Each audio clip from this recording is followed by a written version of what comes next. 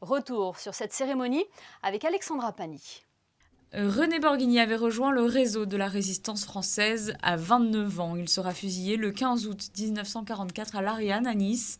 Un buste à son effigie a été dévoilé pour lui rendre hommage au sein du Conseil national, puisqu'au moment de son arrestation, il en était le secrétaire de la présidence. Une plaque avait été déposée déjà il y a 4 ans sur le bâtiment, mais on souhaitait, par la création de ce buste, faire entrer cet hommage à l'intérieur de l'Assemblée.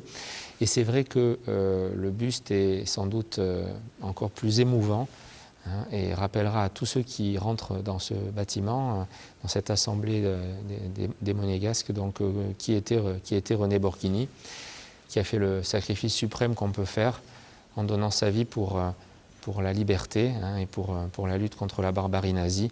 Lors de son arrestation, il fera preuve de courage et d'héroïsme en restant silencieux malgré les tortures. Il ne dévoilera pas les plans du débarquement en Provence par les troupes alliées dont il avait connaissance. La principauté comptait une dizaine de résistants, monégasques ou enfants du pays, appartenant au réseau de la Côte d'Azur qui s'étendait de Cannes jusqu'à Menton.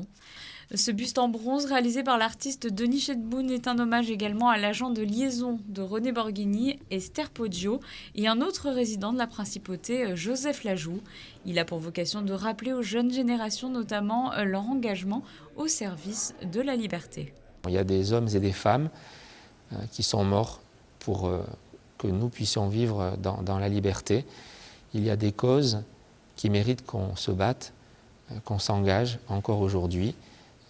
Et ceux qui sont le plus courageux d'entre nous, parfois, vont jusqu'à mettre en danger leur vie et à donner leur vie pour une cause qui mérite effectivement qu'on s'engage pour elle. Donc je pense que c'est aussi une valeur de transmission. Un hommage qui permet de mettre en lumière les moments difficiles de l'histoire pour ne pas oublier et ne pas reproduire les erreurs du passé.